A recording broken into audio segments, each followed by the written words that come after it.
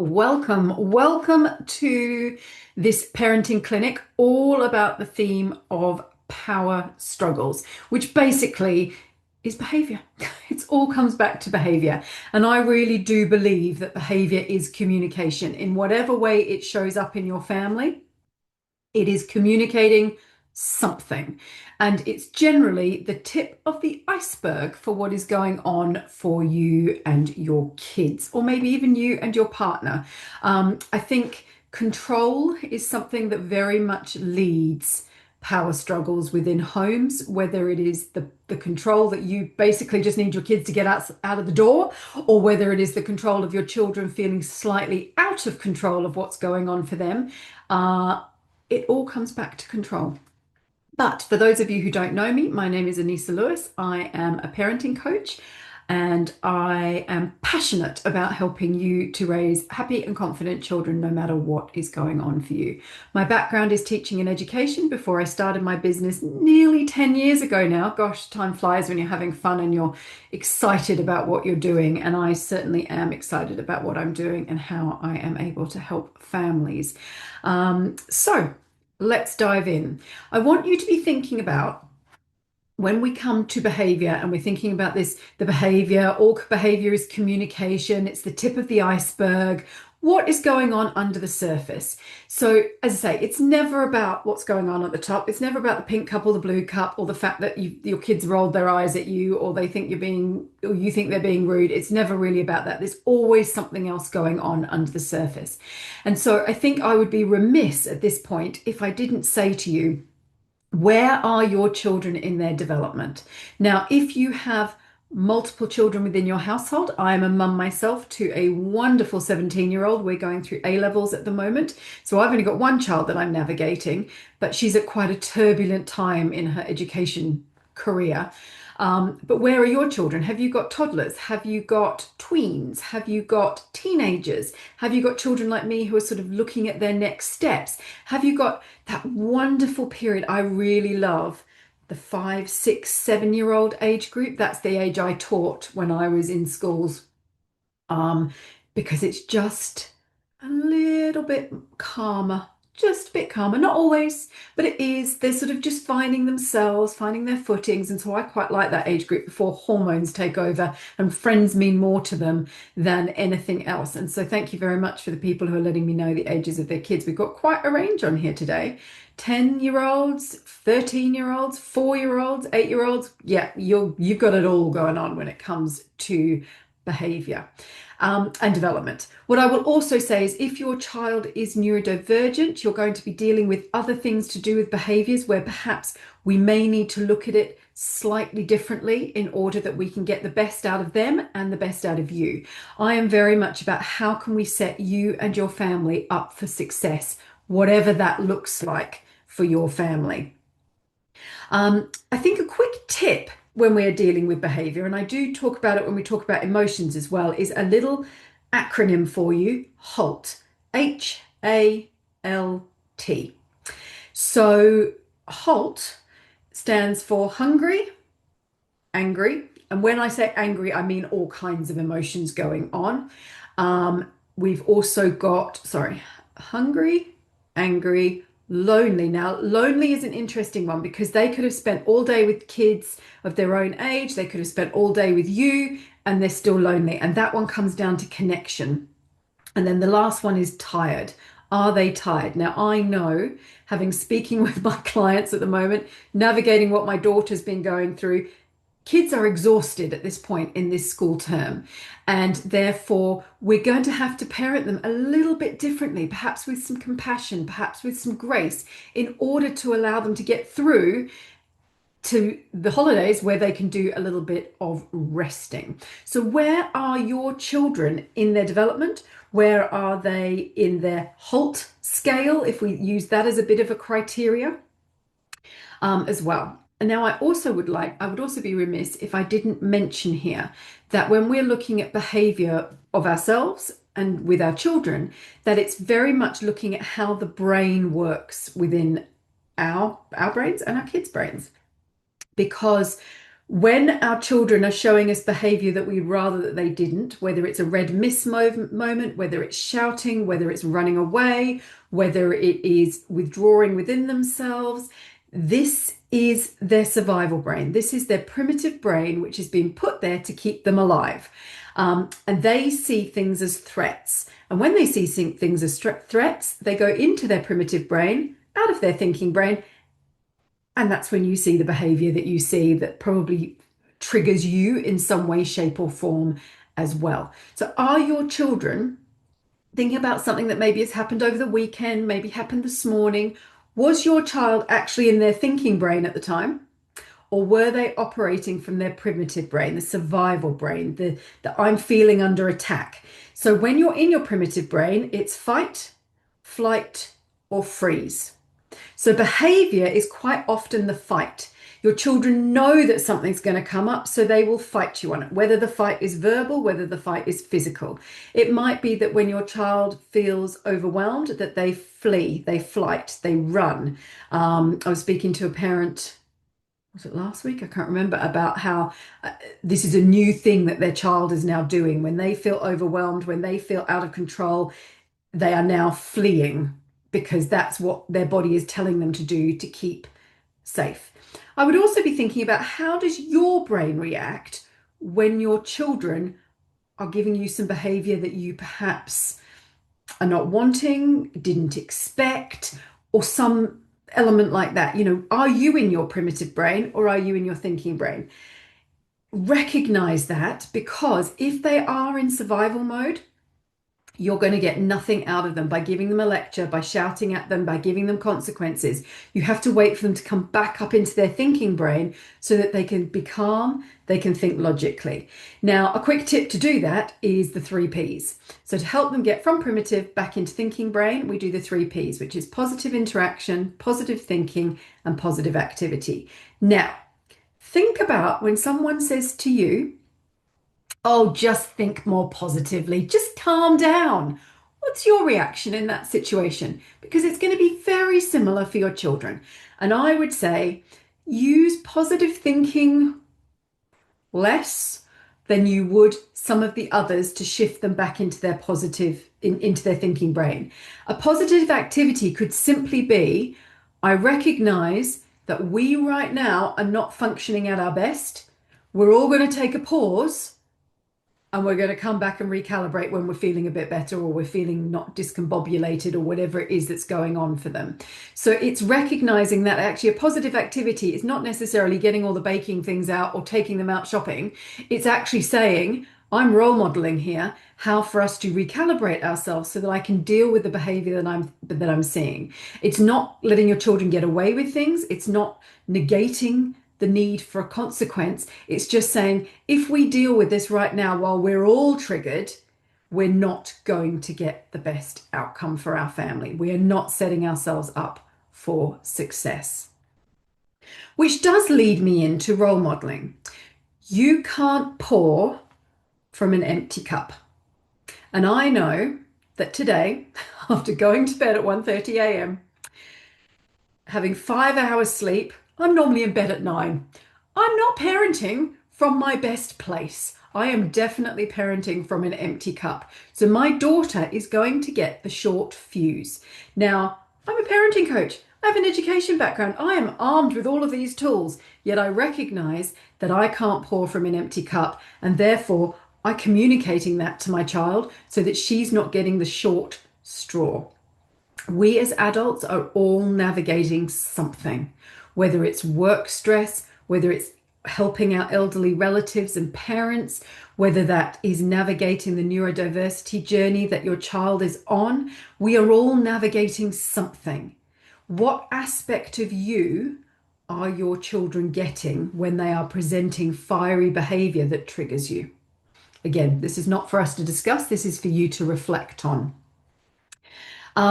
What I would also say is our children put us on a pedestal, and therefore they think that we're perfect, even though we're not. And we know that we're flawed, and we know that we make mistakes, and we know that we go into things in fear and all the rest of it. Our children don't see that. So the more we can communicate with them at age and developmentally appropriate language, we're letting them into our world, but we can also role model how we're dealing with it. You know, right now I've been triggered and I am going to, you may not want to use the word triggered, you could use something that is more appropriate for the situation that you're talking to your children about. But it's like right now, I'm not going to parent you in the best way that you need. I just need 5 minutes, or I need to go and lock myself in the toilet, or as long as it is safe to do so, depending on the age of your children. Or I think the best thing for us right now is to have a hug. And then we're going to talk about this when everybody's calmer. But what you're doing there is you're role modeling to your children how to move on from these feelings and from this behavior. A lot of it, as I said, comes from frustration and control. So let's think about the fact that you're in your little bubble of control and they're in their bubble of control. And the behavior is often, or the emotion often comes when it collides, and that's when you get your explosions. At the end of the day, you and your child in their separate bubbles, you can be responsible for your words, your deeds, your actions, how you choose to have fun, how you react to things. All of that is within your control. What we want is your child is also trying to navigate their control. And when they feel that they are out of control, that's when you will see the fire. That's where you'll see the physical response. That's where you'll see the shouting. That's where you'll see the meltdown on the floor. That's when you'll see the talk back or the eye rolling if you've got teenagers. All of that is secondary behavior. And what we tend to do is we tend to deal with secondary behavior rather than staying on our parenting path and following through on what we've asked our children to do. It might be, we're going to go and clean our teeth, and the explosion happens and the behavior comes, and you then deal with the secondary behavior, forgetting that actually the path is to get your child to clean their teeth, or to get your child out of the door in the morning, or to get your child to put their shoes on, or to get your child to do some studying. Whatever it is that is age appropriate for you and your children, put it into that scenario. And so what I'm encouraging you to do is to stay in your parenting lane. Deal with what you need to deal with, and then come back to the secondary behavior when everyone is calmer. Also, if we go back to those bubbles of control, how are you parenting your children? Are you helicoptering them? Are your expectations too high? Are your expectations too low? How are you parenting them? Because that is going to influence how they behave towards you. As I said, most of the behavior stuff that I deal with in my work with parents is it comes down to control. How can we give children age appropriate control, responsibility, independence, while still keeping them safe and still keeping them young? And I can't answer that for your family, because every single family is different and you're all navigating something.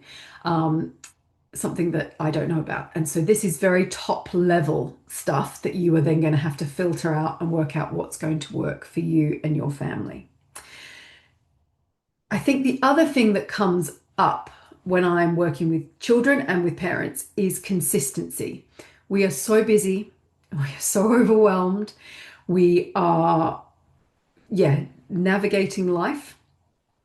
And then we suddenly decide that we're going to ban TV for children for the rest of their life, because that is an appropriate consequence that we've just thought up off the top of our head in this moment.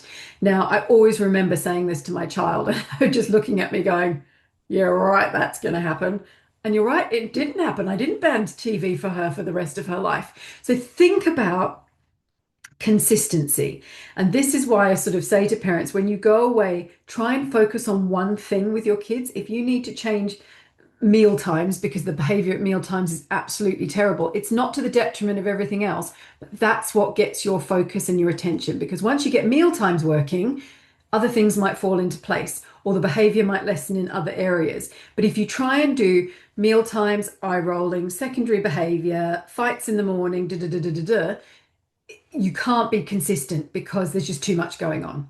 So consistency. So if you say to your children, there is going to be a consequence, or is there going to be a follow-up, please make sure that you do it.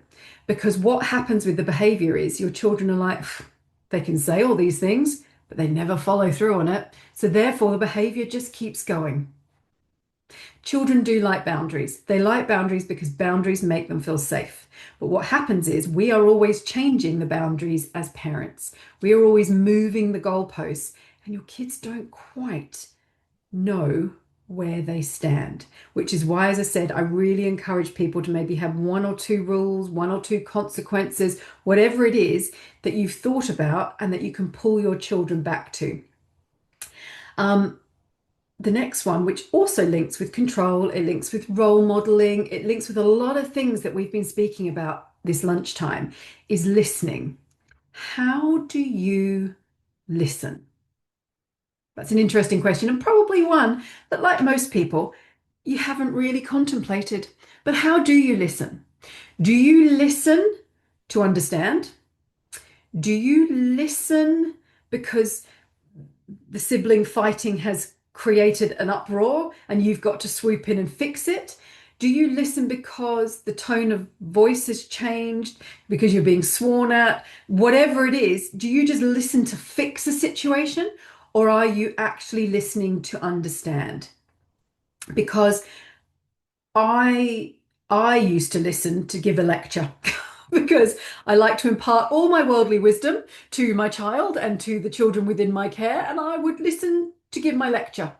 But that's not necessarily what my daughter needed or what the kids that I work with needed. And sometimes they just need a hug. Sometimes they just need to listen to offload. Sometimes they just need you to listen because the behavior is too big and they don't understand it. And sometimes they need you to listen in order to step in and problem solve and help them through something. But how do you listen? Now, give me an emoji, a thumbs up, a something in the chat box. Do you repeat yourself? That's the question. Do you just find yourself repeating the same instruction over and over again, like you're in a hamster wheel, and it not changing the outcome? Okay, so we've got lots of people here who are repeaters. And all that happens with repetition is that your child learns quite early on that they don't need to listen until you've repeated it 12 times, or that you've repeated it until you've absolutely lost your mind and you've gone into shouting mode, or you've gone into consequences, or you've got into banning television for the rest of their life. Whatever it is that is your end point, they've learned that they don't need to listen because you just repeat yourself. So I am a big believer in first time listening. And it's an interesting one to bring in. And you are going to have to work with your children to bring in the concept of first time listening. And you can use the words first time listening. You can make it a bit humorous when you get to the third time and go, well, that's not first time listening, isn't it? Because I've just got to the third time. You can make it fun. But what we're trying to do here is we're trying to train our children that when we ask them to put their shoes on, that they're going to do it the first time. Now, this is not about yelling from downstairs when your kids are upstairs, or it's not about barking instructions from another room, or just giving general instructions to the room rather than to a specific child. So we do have to set our children up for success when it comes to repetition or not repeating ourselves. And that is along the lines of using their name where appropriate. So if you're using your child's name, they're like, oh, okay, this is relevant to me. Whether I want it to listen to it or not, I know that this has got to land with me. It could be that you make eye contact with them. Now, with neurodiverse families, eye contact is one of those things that some children just don't get on with it. So if that's not going to work for your family, it might be a tap on the shoulder. It might be a holding of the arm in order to get their attention. You're going to know what's right for your family or for your children. And then you say what you need them to say. Then what you do is you say, okay, what have you heard? And they then repeat back to you what they've heard, and then you leave them to it. And this is where natural consequences come into play. Now, again, this is going to depend on what you're doing first time listening for and what you need the outcome to be. But 9 times out of 10, natural consequences can come into play. And we, as parents, are quite quick to swoop in and to try and fix this natural consequence. But for example, if we use the shoes, You've set them up for success, you've used their name, you've held their hand, you've got them to repeat it back to you, and yet the shoes still aren't on because they've been distracted by the TV or distracted by the speck of dust in the air or whatever it is that's distracted them. And this is where you go, okay, well, you didn't put your shoes on. So you simply pick up the shoes and you walk out the house with the shoes with them in their socks. Obviously, it gets easier now we're heading into spring and the weather is better. Probably not one to do during the winter. But the natural consequence is they have to leave the house without their shoes on. I'm pretty sure by the time you get to the car or to your next destination, the shoes will be on their feet. But that is a natural consequence. Whereas as parents, we swoop in and we wrestle them to the ground. We try and get their shoes on for them. And it just ends up in everybody in a heightened emotional state. And then you get behavior that you didn't really want to see in the first place. Who here is a shouter? Is shouting your default behavior when you are being triggered by your children? So have a think about that. When we are in power struggles with our children because of their behavior, we generally go in with a default as a parent. And that default can be shouting, it can be lecturing, it can be freezing ourselves, it can be lots and lots of things. And what I encourage you to do if you are a shouter, and there's no judgment here at all, I can shout. I tend not to because it's not my way of getting things done. But if you are a shouter, it's all good. But what I would encourage you to do is all shouting does is moving up and up and up and up and up until you're on the ceiling.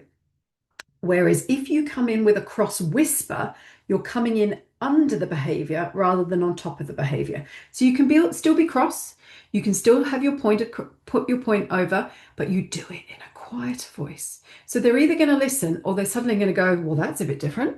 Didn't expect that. So I am a huge advocate for whispering when you are cross rather than shouting. The other one I quite like is the pause, the pregnant pause, where you just take a breath to decide your next step. Because what we tend to do is we parent on default, especially when we're stressed or we're dealing with a situation where the emotions are running wild, the behavior is coming back at us quick, smart, and we just go into default mode. Whereas if we take a moment to pause, to breathe, you may even want to count to 5, whatever it is that's going to remind you to make a decision that's different come the end, because then you have made a conscious decision to do it differently rather than going into your default mode. So I've just had a question here. What would be a natural consequence of a child not turning a screen off?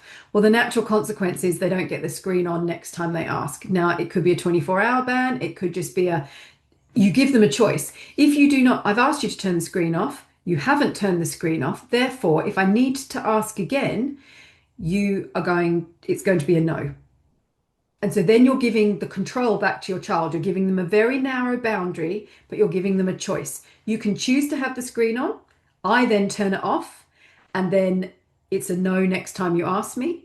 Or you can turn it off now, and then we can talk about it next time. So I hope that helps to the family that asked that question. And there was something else I was thinking about then, but it's come into my brain and it's flown out again, and it will come back if it is important. Okay, so let's have a think. The other one I want to just mention, and I know time is running out, so I will literally do a top level thing here, is I'm about connection before correction.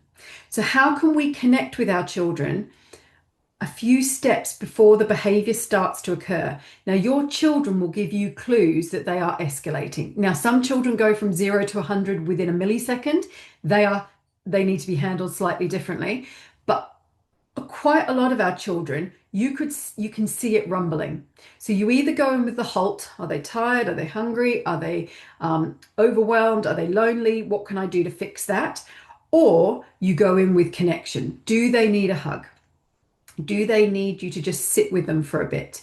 Do they need to have a change of space to get a change of energy? So you actually go, right, I can see this escalating. Let's get outside. Let's go for a walk. Let's find a toy to play with. Let's start talking about something that interests them, that redirects the behavior before it actually gets to that point of escalation. Because actually, once it's got to that point of escalation, it's gone too far. So, how can we connect with our children earlier so that we can look at the behavior not getting to the same extreme that it would have done? Now, this requires you to be in a good place. This requires you to have had all of the night's sleep that you need. This requires you to not be dealing with any stress in your life. And so I get it. It's not going to be the one that you bring in every single time that you are presented with behavior that that that you need to deal with. However, if you can tune in, if you can connect earlier, if you can either narrow a boundary and give them a choice of how they can move forward, that will help you. It will help you.